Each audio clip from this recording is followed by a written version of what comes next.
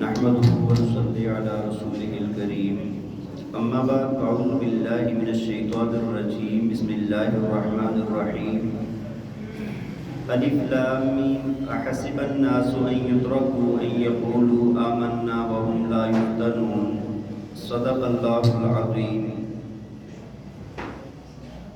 توجہ فرمائیں، سورہ عنکبوت آیت نمبر 1۔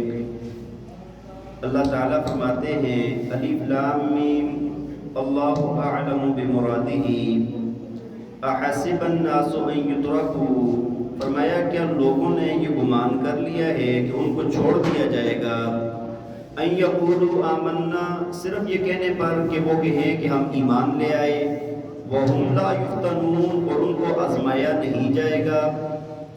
وَلَقَدْ فَتَنَّا الَّذِينَ مِن قَبْلِهِمْ، فرمایا تحقیق ہم نے آزمایا ہے ان سے پہلے لوگوں کو بھی۔ فَلَيَعْلَمَنَّ اللَّهُ الَّذِينَ صَدَقُوا وَلَيَعْلَمَنَّ الْكَاذِبِينَ، فرمایا کہ تاکہ اللہ تعالیٰ ظاہر فرما دے ان لوگوں کو جو سچے ہیں اور ان لوگوں کو بھی جو جھوٹے ہیں۔ ام حسب الذین یعملون السیئات یسبقونا، فرمایا کیا لوگوں نے یہ گمان کر لیا ہے وہ لوگ یعملون السیئات جو برے کام کرتے ہیں ان یسبقونا کہ وہ ہمارے ہاتھ سے بچ جائیں گے۔ ساء ما یحکمون، فرمایا یہ ان کا بہت برا فیصلہ ہے۔ من کان یرجو لقاء اللہ، فرمایا کہ جو شخص اللہ کی ملاقات کی امید رکھتا ہے فإن اجل اللہ لآت، تو فرمایا کہ اللہ کا مقرر وقت انشاءاللہ اللہ کا مقرر وقت آنے والا ہے۔ وَهُوَ السَّمِيعُ الْعَلِيمُ، فرمایا کہ وہ اللہ سننے والا اور جاننے والا ہے۔ وَمَنْ جَاهَدَ فَإِنَّمَا يُجَاهِدُ لِنَفْسِهِ، فرمایا کہ جو بندہ کوشش کرتا ہے وہ تو اپنے نفس کے لیے اپنی ذات کے لیے کوشش کرتا ہے۔ ان اللہ لغنی عن العالمین، فرمایا بے شک اللہ کی ذات بے پرواہ ہے، غنی ہے جہان والوں سے۔ والذین آمنوا وعملوا الصالحات، فرمایا وہ لوگ جو ایمان لائے اور نیک اعمال کیے، لنکفرن عنہم سیئاتہم، تو فرمایا کہ ہم ان نیکیوں کی وجہ سے ان کے برائیوں کو مٹا دیں گے۔ وَلَنَجْزِيَنَّهُمْ أَحْسَنَ الَّذِي كَانُوا يَعْمَلُونَ، اور ہم ان کو اس کا بدلہ دیں گے احسن الذی كانوا يعملون، اس سے زیادہ بہتر جو یہ کرتے ہیں۔ توجہ فرمائیں جی، آپ کے سامنے سورہ عنکبوت کی 7 آیات کا میں نے ترجمہ کیا ہے۔ اس سورت کے اندر اس سورت کا نام عنکبوت رکھا گیا ہے۔ آگے ایک آیت آئے گی جس کے اندر اللہ تعالیٰ نے عنکبوت کا تذکرہ فرمایا ہے، جس کے اندر اللہ تعالیٰ نے شرک کے بہتر پن کو ظاہر کرنے کے لیے مکڑی کے جالے سے تشبیہ دی ہے کہ شرک اتنا کمزور ہے کہ اس سے مکڑی کا جالا پھر کچھ مضبوط ہوتا ہے، شرک کرنے والا اس سے بھی زیادہ کمزور ہوتا ہے۔ اور دوسری چیز اس سورت مبارکہ کے اندر ایمان اور ابتلاء کا تذکرہ فرمایا ہے۔ جب بندہ ایمان لے آتا ہے نا، اس پر آزمائش کا آنا ضروری ہوتا ہے، اس پر آزمائش کا آنا ضروری ہوتا ہے۔ اور اس طرح یہ مکی صورت ہے، آپ کو پتہ ہے مکی صورتوں کے اندر 4 احکامات تو لازمی بیان ہوتے ہیں عمومی طور پر۔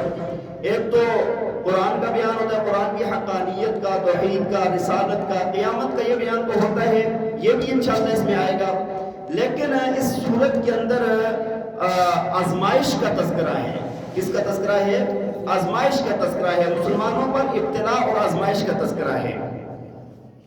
دیکھیں یہ سورت مبارکہ جس دور میں نازل ہوئی ہے نا، وہ وقت مسلمانوں پر بہت شدید سخت قسم کا وقت تھا۔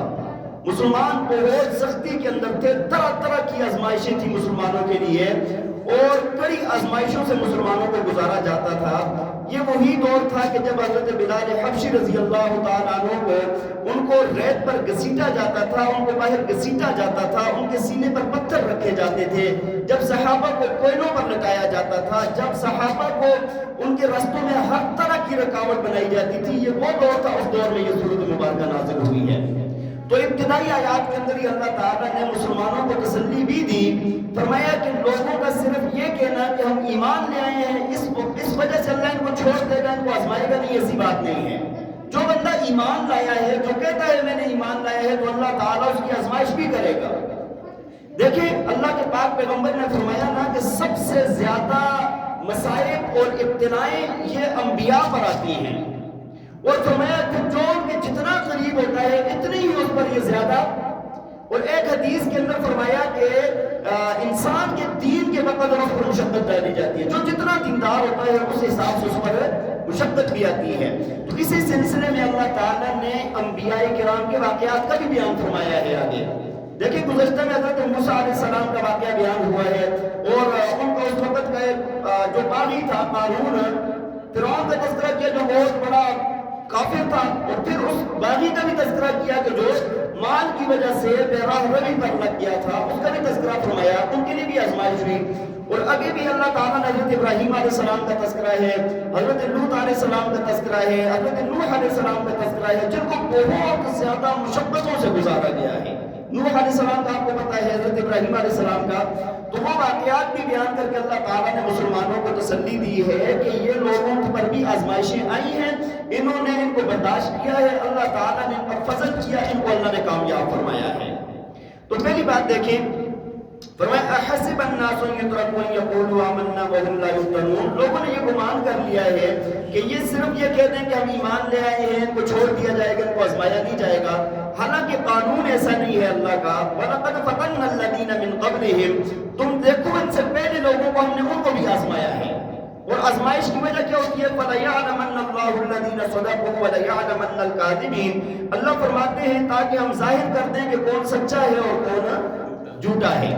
اچھا یہاں پر یعلم کا معنی میں نے ظاہر کیا ہے، علم کا معنی تو جاننا آتا ہے نا، تو اللہ کی ذات چونکہ وہ تو ازل سے ابد تک ہر بات کو جانتی ہے، ہر بندے کو جانتی ہے، اس کے اندر کیا ہے، تو یہاں پر مفسرین کرام نے علم کا دوسرا معنی کیا ہے، علم کا دوسرا معنی ہوتا ہے ظاہر کرنا۔ تو یہاں پر کیا ہے، تاکہ اللہ کھوٹے اور کھرے کو الگ الگ کر دے۔ ام حسب الذین یعملون السیئات یسبقونا، اللہ فرماتے ہیں کہ کیا لوگوں نے یہ گمان کر لیا ہے جو برے اعمال کرتے ہیں کہ ان کو ہم چھوڑ دیں گے، وہ ہمارے ہاتھ سے بچ جائیں گے؟ جو بندہ برا عمل کرے گا وہ اللہ کی گرفت سے نہیں بچ سکتا، مجرم کی پکڑ آخر ہونی ہے، وقتی طور پر اس کو ڈھیل دی جاتی ہے لیکن آگے جا کر اس کو پکڑ ہونی ہے۔ ساء ما یحکمون، فرمایا کہ بہت ہی برا یہ فیصلہ کرتے ہیں۔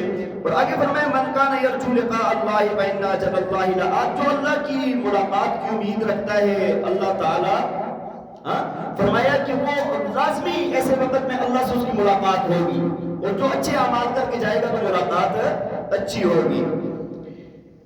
وَهُوَ السَّمِيعُ الْعَلِيمُ، فرمایا وہ ذات سننے والی اور جاننے والی ہے۔ دوسرے انسان جب نیک اعمال کرتا ہے نا تو وہ بعض دفعہ اعمال مجاہدات اور زیادہ اچھے اعمال کرنا، وہ بھی بعض دفعہ لوگ یہ سمجھ رہے ہوتے ہیں کہ ہم نے اللہ کی ذات پر بڑا احسان کر دیا ہے۔